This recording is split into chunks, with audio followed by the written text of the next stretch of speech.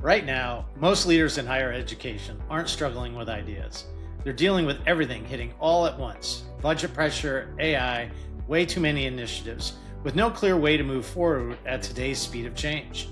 So the real question is, how do you actually execute without breaking the institution? I'm Wayne Bovier, and this is Transformed. If you're a president, provost, vice chancellor, CIO, or VP leading change under pressure, you're in the right place. No theory, no fluff, no vendors. Just real conversation about what's working, what's not, and how to move faster, prioritize better, and actually get things done. Welcome. Let's dive in. Welcome to Transformed. I'm Wayne Bovier. Right now, most leaders in higher education aren't struggling with ideas. They're struggling with everything hitting at once and no clear way to move forward. And that's what this show is about: how leaders navigate that pressure and actually move their institutions forward anyway. Today, I'm very lucky to be joined by Ed Hudson, Vice Chancellor of IT and CIO at the University of Kansas. Ed's path here is anything but typical.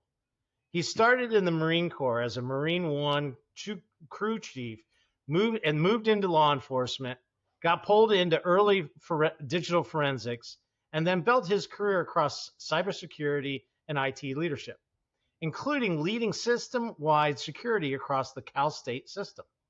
Now at Kansas, he's operating right in the middle of it all, from competency-based education to global student models, to also how AI is actually showing up in operations.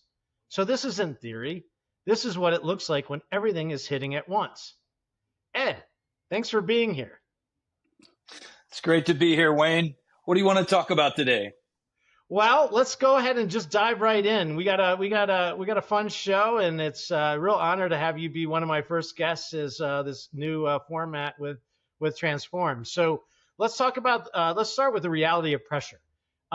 You worked across the military, law enforcement, private sector, and now higher ed. You got a really diverse background. So when you think about your couple years in the university setting, what does that pressure actually feel like from where you sit? That's a great question, Wayne. It changes a bit day to day. And one of the distinctions when I was in the military and when I was in law enforcement, they actually train you to handle chaos. You're trained on what to do if the helicopter motor stops, and they're trained what to do if a guy jumps up and attacks you. We're not trained for what's going on today. So it changes, and we can be leaning in on really transformative, exciting projects, like you mentioned, competency-based education. We're looking at high-performance computing. We're obviously dealing with amazing revolutions in AI today. And then tomorrow, it's going to be navigating state, local, geopolitical pressures, fiscal pressures. And I think it's the uncertainty that causes that most pressure, because we don't really know what it's going to look like. One of my favorite quotes comes from Peter Drucker, the management guru, who says that trying to foretell the future is like driving down a country road at night with your lights off, looking out the back window. And I have that up on my desk at work today, because that's exactly what it feels like right now, as I'm driving down that Kansas country road with the lights off, looking back and trying to figure out what's coming next. I love it. So, just a quick follow up on that. Where are you feeling it most right now? Is it ubiquitous, or is it in one particular area as you think of it across Kansas? I think it depends on how you ingest that pressure. The pressure of things like our high performance computing or AI, those are kind of exciting pressures. They're new. And it's one of the big reasons I came to KU, is because we're doing all these really great things. The things that feel pressure in a more negative way are navigating the fiscal pressures with increasing demand. And how do we do that? We're seeing huge increases at KU, and I talk to my colleagues across the country, and so we're navigating that increased pressure with increasing demands with reduced resources. And I think that's the thing that becomes really uncertain. Yeah, big challenge. So let's move to the next kind of topic of strategy to reality. you're working on some major initiatives at KU. I already briefly mentioned competency-based education, international expansion. As you and I have gotten to know each other, we've talked a lot about that. Hmm. AI-driven student support. On paper, all of those make sense, but whenever this has been one of the themes that I've been seeing, right? That when we work with people or institutions, it seems like everything is hitting all at once. Where do those efforts actually start to slow down? Like, how do you like? Where is the friction that you're kind of running into? Oh, it's across the board, and it's across our entire portfolio, because I'm dealing with that. Everything touches technology in the university in some form or fashion, and all of my colleagues at the vice chancellor, vice provost level are all advocating for and moving forward on their initiatives. So where the friction comes, and I hesitate to use friction because that sounds like a negative word, but where the sort of natural tension happens Yeah. is trying to herd them all together at the same time, because the pressure that my vice provost for enrollment management has is the same pressure that our chief strategic officer has, or one of our deans might have in one of the schools. And so that's where it all sort of comes together, is how do we navigate that? How do we prioritize that? How do I tell one person it's not no, but it's not today? And how do I do that and make them feel happy about it when they go away? To say, well, that's okay, we're going to do it tomorrow. And I think that ends up being a key part of what the CIO's role is in higher ed. That's exactly right. I see this all the time, right? It's not that institutions don't know what to do. It's that Mm-hmm. coordinating how to actually do it, right? Getting all those silos Mm-hmm. together. And that seems to kind of resonate with you as well. Mm-hmm. Yeah. Yeah, I think one of the things that a follow on to this is, um, I went through ProSci's change management Yeah. and practitioner a number of years ago, and they have an acronym that has just really served me well called ADKAR, and it's awareness, desire, ability, knowledge, ADK, knowledge, uh, ability, and reinforcement. And the premise to that is that everybody comes to this at a different place. You might have the awareness of why we need to change, but you don't have the desire. You might have the desire to change, but you don't have the knowledge or the ability. And then the R's, the reinforcement. And so part of what we have to do with all of these competing changes is really assess, like, where is that group coming from? Are they even aware of why we need to do the project that we're needing to do? And I might have to have that conversation there. Whereas with another group on the very same project, might not have the awareness, might have the awareness, but they don't have the desire. They're like, I don't want to do this. Yeah. I'm clinging to that tree. Don't move my cheese. I'm happy with where my cheese is. And at a time when all of our collective cheese is getting moved every day, that's probably one of the biggest things that we run into, is people's change capacity is just really tapped out. It's a tough one. That's something that we've been spending a lot of time on, over the course of higher digital, is really looking at the individual change aspect, but the enterprise change Mm-hmm. aspect. And this leads into the kind of the next question that I have for you is, given all these major initiatives that we have going on, and we're not even talking about, we'll get to it, but all the potential AI projects, the tsunami that's coming. How would you describe, for those that are listening into us, how do decisions actually get made?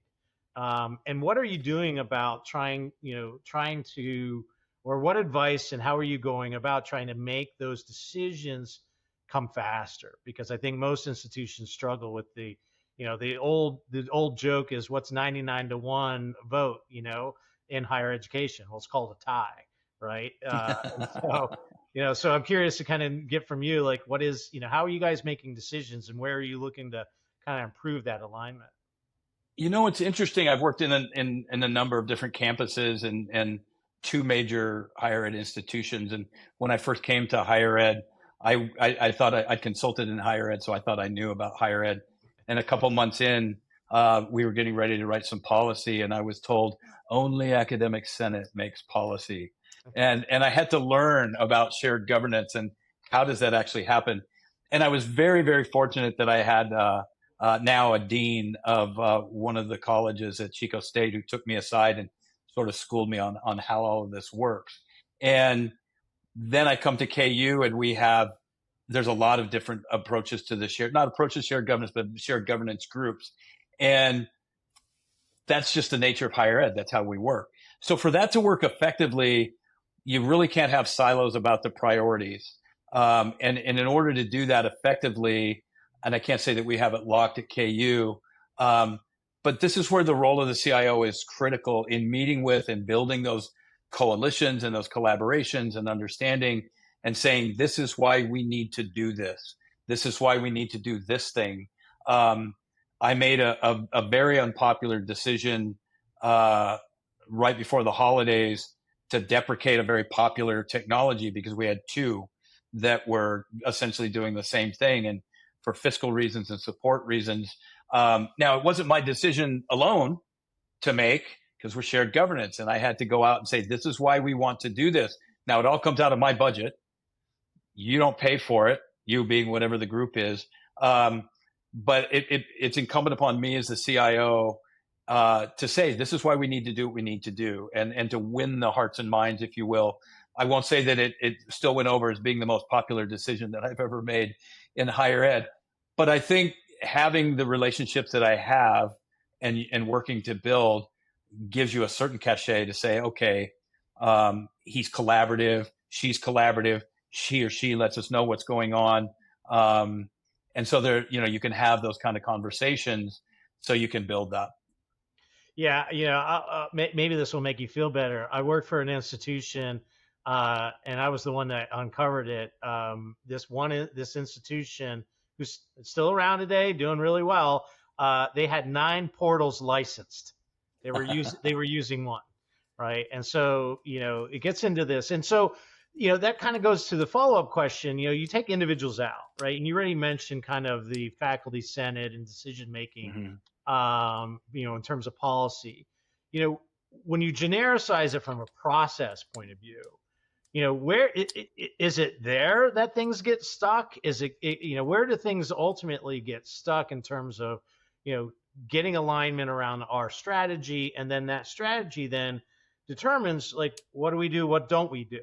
Right. And when you think about, hey, it's a smart business decision, right? Yes, maybe some people fell in love with some technology, but it was the right, prudent decision, especially for the students, right, and the families that are paying for, going to KU. So when you think about the process, where do you see it getting most? Where does it get bogged down?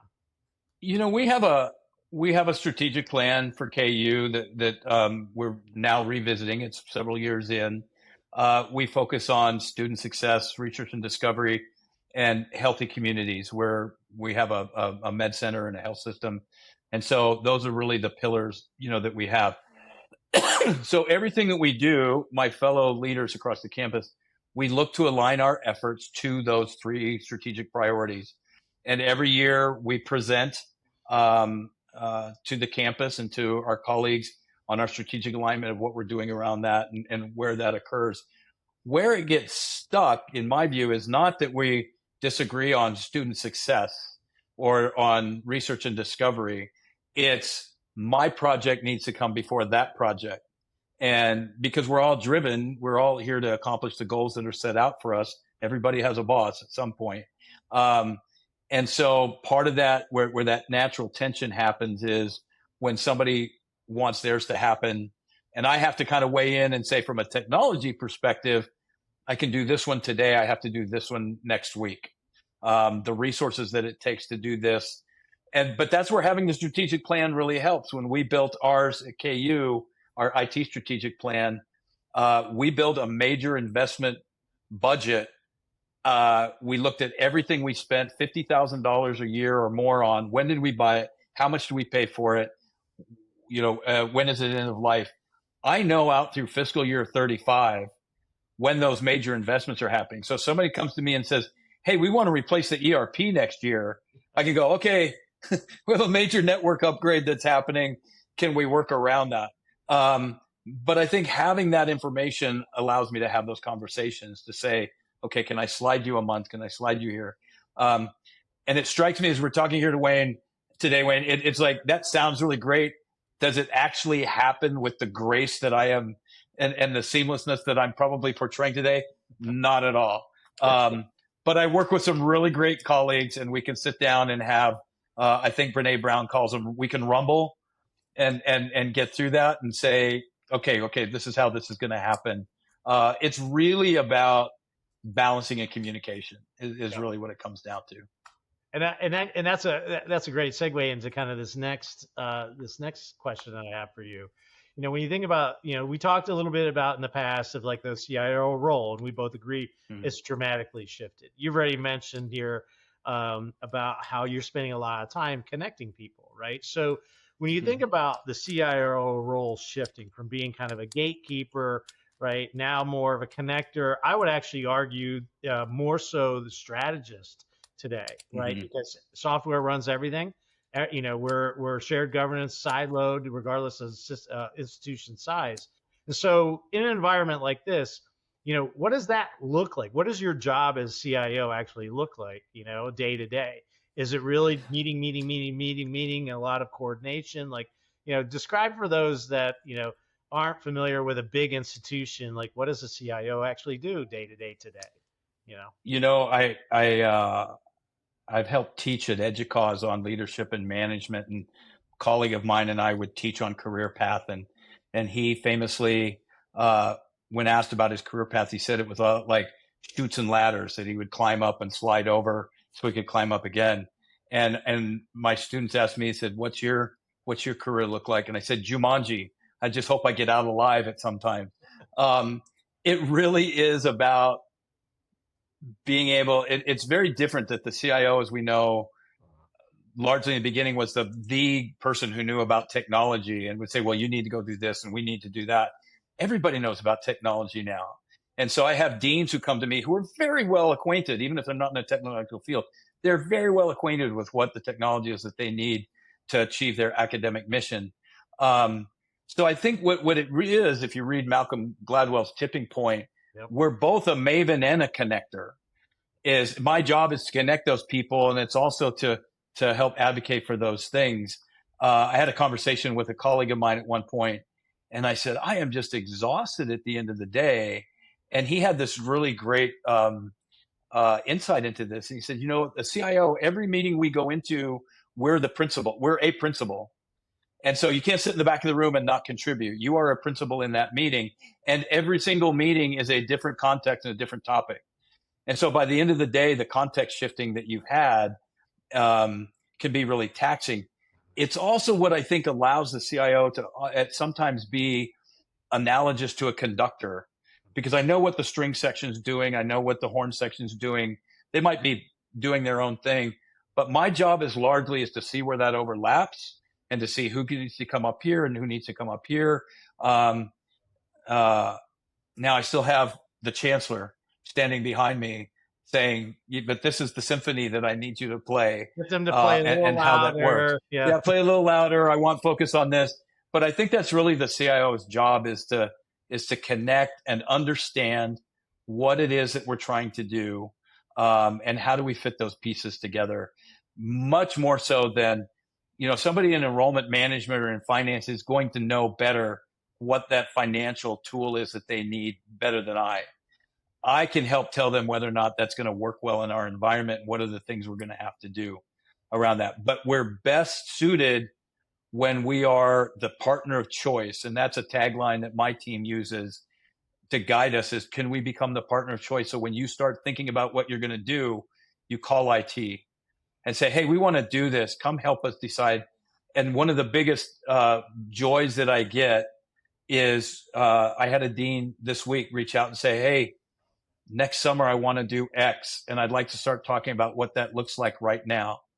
And I was overjoyed, because that gives us plenty of time to prioritize and purchase and implement and do that, as opposed to when somebody will come and say, hey, we just bought this technology and it needs to be up and running by next week.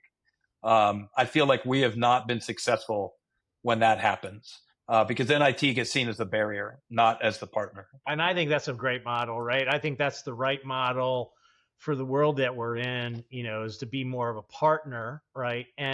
But let me throw a little sand in this gears, right? Think about AI, right? Like, we are on I equate where we are today back to like 1994, right? I'm old enough. I graduated college in '93. I came out right in the working place then, and in '94 the internet commercially hit, and it really Mm-hmm. changed everything.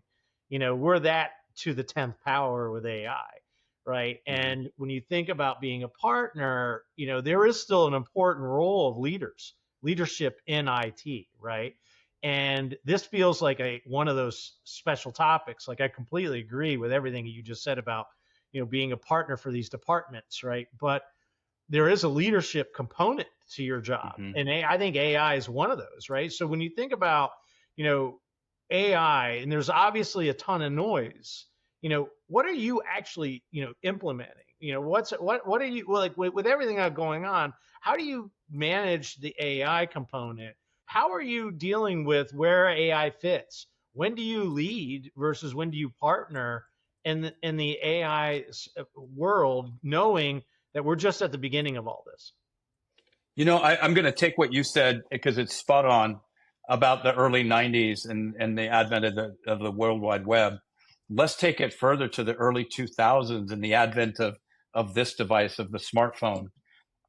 AI is going to be tenfold more disruptive in hopefully a positive way than both of those combined. So I think the I don't want to say trick. I think the effort here is to say what we're trying to do at KU is to say those people who are experts in particular areas. I'm very fortunate. I work for an R1 research university. I sat in a meeting with a bunch of our AI research faculty and was just blown away at the things that they are doing and have been doing. So they're light years ahead of understanding a lot of this. We're also then looking at what are we doing operationally and pedagogically in the classroom? How do you protect against cheating? How do you do all these things? And as you said very aptly, the trick is we're at that place. Gartner talks about the trough of disillusionment, that we're getting ready to see a lot of things drop off.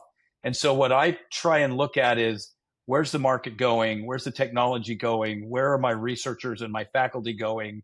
What are our lighthouse principles? And so on research, you kind of let it open and just give them that environment where they can do research. On the administrative operational side, even educational side of AI in the classrooms, how do I provide that playground for them? I had a dean reach out to me just today. Hey, I want to go get this tool. Is this okay? I said, thank you for reaching out. Let me help you figure out how we get that. How are your students going to be using it? And so it's balancing that and saying, where do we make our strategic investments right now? And look at where we're trying to go without dumping money needlessly into something that may fall off or get gobbled up by somebody else.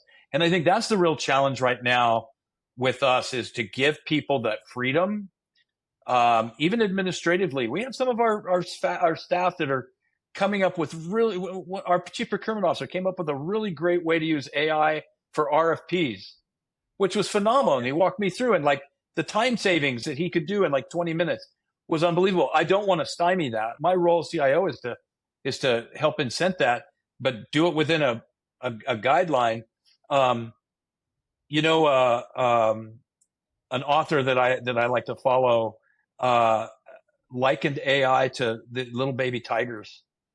And everybody loves a little baby tiger. They're cute. They're amazing. Everybody wants a little baby tiger, but they forget that they grow up and they got big claws and big teeth, and you got to feed them. And that's kind of, we use that, excuse me, that we use that saying a lot, is who's going to take care of the claws and the teeth when we've got to feed this thing. And it changes so rapidly, Wayne. It's just changing so really quickly. It is. Literally, you said it earlier. Like our jobs are changing on a daily basis, and so that's part of the reason we've evolved, transformed, right? Because change is kind of a given now, right? Like it's just the way, it's like oxygen, is we got to change now. Like how do we focus on it, right? And one follow up question on AI before we leave AI is, how are you a CIO? And whether it's within your IT department or at the enterprise level, maybe it's at the strategic plan level, but how are you establishing your AI strategy, knowing full well that that thing is no likely going to evolve, right? Every at least every quarter Mm-hmm. of like what is our strategy? Can you share your thoughts about how you guys are addressing the AI strategy component? Yeah. As I said, on the research side, it's a little easier because that's a little more open by necessity. On the other side of that, what we're trying to do is look at and say, um, we've established some guiding principles, not policy, big P policy. Here's some guardrails. Let's make sure that we're addressing the inherent biases, hallucination, student conduct. Let's make sure that we're addressing those guardrails that are there.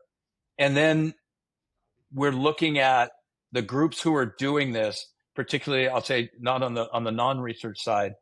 We have several people who are doing just absolute expert work, and so they are leading foundational groups around educational AI, around um, uh, cybersecurity AI, around academic use of AI, and they really have the expertise there. So our strategy really has been um, to have those groups come together and then identify needs, and then we have a companion on there's three legs to the KU stool, if you will. We have the research residential campus, Lawrence and Edwards, which is where I'm the CIO, and then we have a med center, and they're doing incredible things with AI over there. And then we have the health system, the hospital. And so our strategy really is about how do we join all those together, and not get in the way of everybody. And so a lot of that is still unfolding. As we look at that and say, okay, this group is reporting up, these are their needs here, and this group is reporting up, here are the needs here. And then we go to executive cabinet and say, here's the identified approach, and what makes sense to make the strategic investments in. Because really, the distinguished professor that we have that's doing cybersecurity stuff is he's an absolute expert in that area.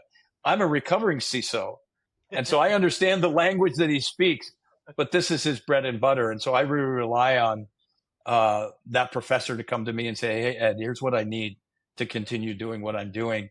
The faculty that are on the front lines dealing with AI in the classroom, student conduct in the classroom, because that's always a big concern. They're the ones that are on the front line. So I have to. It goes back to that connector piece: is help me understand what you need. What would that look like to solve it? What are our lighthouse principles? Marry all those up, and then we can go to executive cabinet and say, here's where we think the investments should be. Love it, love it. So let's move into look. KU's been doing some great things, right? You guys are seeing some real momentum, enrollment growth, strong outcomes. In a market where tends to be the exception versus the rule across all global higher education, and that certainly doesn't happen by accident. There's a two-part to this question. When you think about the last year, right? Let's just frame it this Mm-hmm. way. And when you think about the year ahead, right? what what has actually worked? What changes have you guys done at it could be at your IT organization, it could be at the executive committee. What changes have you guys recently implemented? Maybe it's policy that actually is Mm-hmm. starting to drive that enrollment growth. And then when you think about not everyone's perfect, right? When you think about the year ahead, right? What do you Mm-hmm. feel like are the important things to kind of work on? And I'm couching this for those that are listening in that might be in a similar boat, saying, let me know what the steps are, Ed. How did you Mm-hmm. go from last year where we are today to going forward? Well, I'll back it up a little even before last year. One of the things that appealed to me when I was recruited to come to KU is we were talking about the demographic cliff. We've been talking about it for forever. KU was not just talking about it 3-4 years ago. They were looking, what are we going to do to address it? And part of that is how do we grow the residential enrollment? And we've had 3 years of continually successful. We beat the year before. We recognize that's not sustainable. We're just going to have fewer 18-year-olds. So in planning for that, we're also looking at the different kinds of students. And so for a number of years now, when we talk about competency-based education, we've looked at what's a different student look like. People are questioning the value of a college education. So we got to look at How do we deliver on that value? How do we deliver to a different kind of student? We're always going to have that high school graduate. We're always going to have those kinds of students that come and have the student experience. But can we look at adult learners? Can we look at military veterans? Can we look at our internationalization efforts? And so KU started doing that a couple of years ago to say, where can we have international partners? Where can we do competency-based education? Which presents a unique challenge for me as CIO. Our students under CBE are 24/7, 365, 360 degrees around the globe. How do I support a student who is a Jayhawk in England or Turkey or South America or Italy or wherever they are, and make sure that they have that same kind of experience that we want you to have as being a Jayhawk, because that is a part of our ethos. And so we started putting things in place in that way. That we also started putting things in place in our facilities to say, can we generate revenue from our facilities in a different way? One of the things that we have is what we call the Gateway Project, where we did a massive renovation, not using any student fees, for our stadium, because it's a football stadium 8 days a year and a graduation venue 1. So can we put that to work doing some different things? So part of our renovation added a convention center, and phase 2 has a hotel, and then mixed use dining and retail and student housing. And so one of the things that appealed to me about coming to KU is that the leadership was really looking longer term and saying, how are we going to address that? So that started even before my tenure here. What we're having to do now is adjust, because those years ago, we didn't have the national and geopolitical climate that we have, which can impact, the things that we're doing. So I think that's what we're doing right now, is you figure out how to adjust to that, and you figure out how to adjust to that changing demographic and that changing circumstance and changing funding, and you adjust and try and move forward. It's the old, and I completely agree. It's the old Wayne Gretzky hockey quote, right? You guys 3 years ago, you knew where the puck was going to go, right? Yeah. And I think that there's been, a lot of institutions that have struggled, whether it's through leadership or the collective group, of really staring at the harsh reality of, like, where are we as an institution, and what changes do we need to make as we go forward. So kudos to you. So as part of this new format, I'm gonna move us into something new that we're gonna try. It's called rapid fire. So I'm gonna ask Ed just a couple questions, 5 questions, and this is really, no expounding, unless you can go a little bit if you want, but the idea is to capture what's top of Ed's head right now. So rapid fire, no right or wrong answers, right? Biggest barrier to progress right now? Uncertainty. Okay. Most misunderstood part of the CIO job? How complex it is.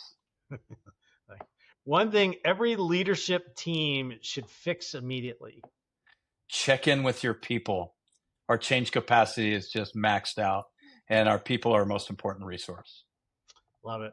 AI in higher ed, opportunity or distraction? Yes. I love that. That's how I would answer it too. Last one on this one. Build, buy, or partner? Yes. I will say maybe more buy and partner, with an emphasis to partner. It's hard to build with the resources impact that we have right now. It's hard to buy.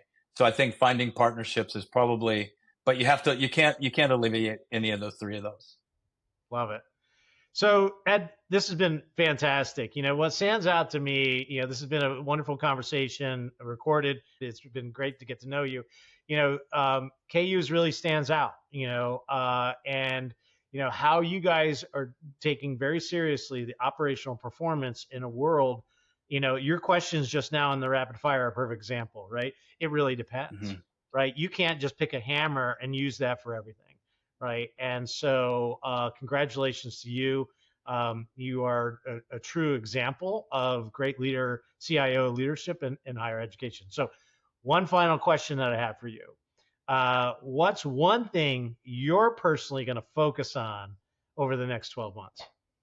We just only were able to touch on it a little bit, but I think staff and change capacity and morale are just so incredibly important right now. You never know what somebody is carrying when they come into the workplace, and we've made the workplace society that just the events have made the workplace really more fraught than I think it's ever been.